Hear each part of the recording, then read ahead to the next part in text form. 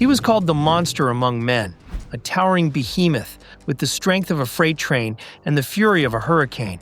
He flipped ambulances, shattered announce tables, broke steel rings, and at one point, he even brought down the whole stage. From the moment he debuted with the Wyatt family, Braun Strowman proved he wasn't here to blend in. He was here to bulldoze through the WWE landscape. Fans chanted his name. Vince pushed him like a beast. He won championships, headlined pay-per-views, and became a viral sensation with feats of strength no one could believe. And yet, on May 2nd, 2025, just weeks after WrestleMania 41, Braun Strowman was quietly released from WWE for the second time. No farewell, no final match, no closure. How did a man once destined to be the face of the company fall so far? How did WWE's greatest monster get lost in the shuffle and ultimately shown the door again? This is the untold story of dominance, decline, and the brutal reality of the wrestling business. This is the rise and fall of Braun Strowman. Before Braun Strowman was tearing through WWE superstars, he was just Adam Scherr, born on September 6, 1983, in Sherrills Ford, North Carolina. He didn't start out as a monster, but the strength, that was always in his blood. From playing semi-pro football to becoming one of the most dominant strongmen in America, Adam made his name early. By 2012, he had won the Strongman Championship, earning a spot at the elite Arnold Strongman Classic. That same year, he finished in the top 10 at major strongman events across North America and Europe. But his strongest career move was still ahead of him. In early 2013, WWE signed Adam Scherr and sent him to the Performance Center in Orlando. For a while, he was just another face in developmental, even playing one of Adam Rose's Rosebuds. But everything changed on August 24, 2015. That night on Raw, a giant masked man made his debut, destroying Roman Reigns and Dean Ambrose to align with the Wyatt family. He was introduced as Braun Strowman, the black sheep of Bray Wyatt's cult. He looked terrifying, sounded intimidating, and immediately felt like a big deal. By 2016, Strowman broke away from the Wyatts and began a monster push that few have seen in the modern era. WWE had found their next big man. He went to war with Roman Reigns, Big Show, and Sami Zayn. And these weren't just matches, they were demolition derbies. His series with Roman Reigns in particular? Absolutely brutal. One segment he threw Roman off a loading dock. Another? He flipped a full ambulance with Reigns inside. And then came one of his most jaw-dropping feats, a triple threat with Brock Lesnar and Kane. In a moment straight out of an action movie, Braun brought the entire stage scaffolding down on both of them. Not with tricks, not with gimmicks, with raw, violent energy. It was WWE's version of a natural disaster, and Braun was the epicenter. These weren't just matches. They felt like unscripted destruction. Walls were broken, stretchers were tossed, and referees often had no control. It was as if Strowman tore up the script every night and unleashed pure chaos. And the fans? They enjoyed every bit of it. And from here onwards, the rise of Braun Strowman felt unstoppable. He won the greatest Royal Rumble in Saudi Arabia in April 2018, eliminating 13 people and walking away with a ridiculous trophy. He won Money in the Bank in 2018. He even won Tag Team Gold with a 10-year-old fan, Nicholas, at WrestleMania 34. It was bizarre, but unforgettable.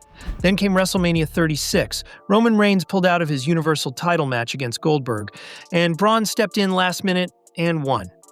By 2020, Braun Strowman had finally reached the mountaintop, winning the Universal Championship at WrestleMania 36 by defeating Goldberg. It should have been the start of a dominant reign, but instead, it felt like the beginning of the end.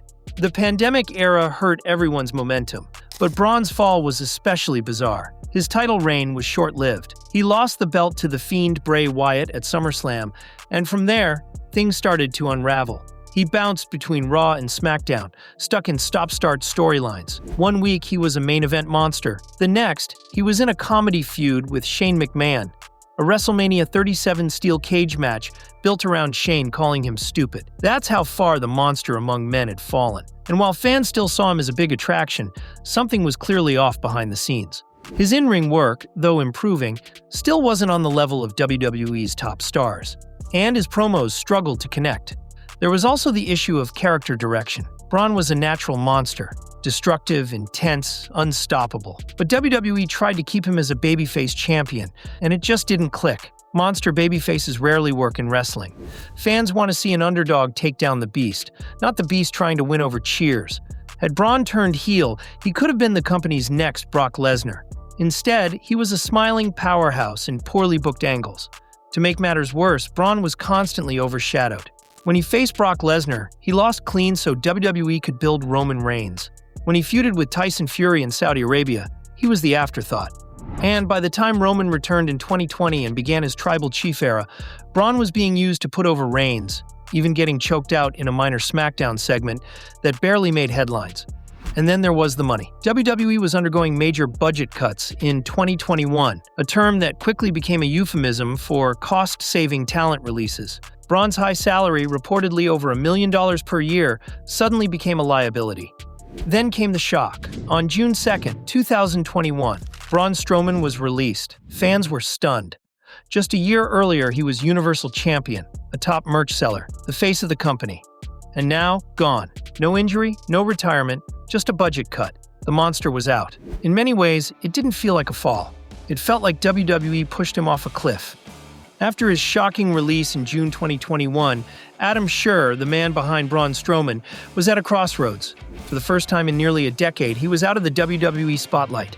No pyro, no crowds chanting his name, just the silence of the independent scene, and a chance to start over. But instead of chasing the next big payday or going straight to AEW, Adam took a different path. He joined forces with EC3 and co-founded a new promotion, Control Your Narrative. The mission was clear. Create a space where wrestlers could tell their own stories, break the traditional wrestling mold, and finally have full creative control. In theory, it sounded revolutionary. In practice, it was messy. CYN tried to brand itself as gritty, real, anti-corporate. But the presentation often felt confusing. The product was uneven. The buzz that surrounded Braun's WWE dominance just didn't translate outside the machine. Wrestling on the indies under his real name, Adam Scherr wrestled like a man trying to prove he was more than just a gimmick. But the shows were small, the audience smaller, and without WWE's spotlight, the monster faded into the shadows.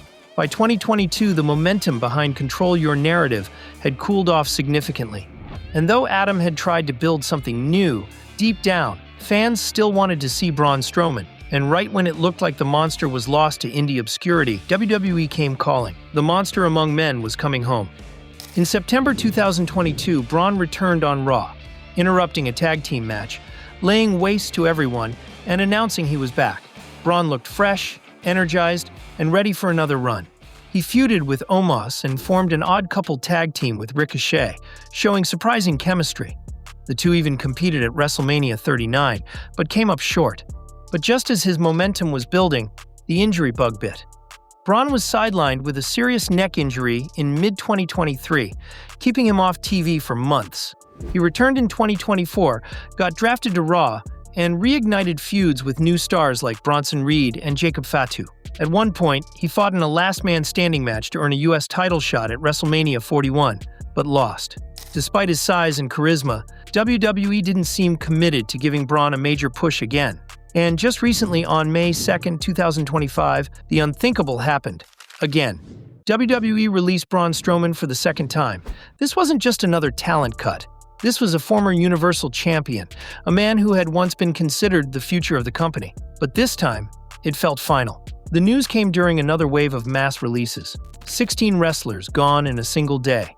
And at the heart of it all? Financial restructuring. TKO Holdings, the parent company formed from the WWE-UFC merger, was reportedly dealing with internal cost-cutting measures.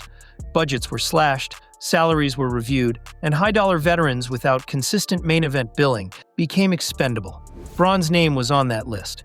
His larger-than-life contract, the same one that once reflected his value to the company, now made him a liability. Fans were stunned. Just months earlier, he was competing on SmackDown, still drawing reactions, still capable of delivering powerhouse matches. But in a corporate-driven era, moments weren't enough anymore. Metrics ruled all. Strowman didn't lash out. He didn't rage. He simply posted a cryptic message on social media, a black-and-white photo of his boots, with no caption. Was this goodbye? For a man who built his brand on brute force and chaos, the silence was deafening. No one knows what's next for Braun Strowman. Retirement? Another independent run? Maybe a final monster return down the line? Strowman was never the most technical guy in the ring, but he didn't have to be. He was an attraction, a throwback to larger-than-life characters like Big Show and Kane, but with the athleticism of a cruiserweight. From flipping trucks to winning world titles, Braun gave WWE fans moments they'll never forget. And even if his time in WWE is done, the image of that 6'8", 385-pound monster charging down the ramp will burn in WWE history forever. Thanks for watching. Hit that like button, subscribe for more wrestling deep dives, and let us know in the comments. What's your favorite Braun Strowman moment? See you in the next one, only on Smackverse.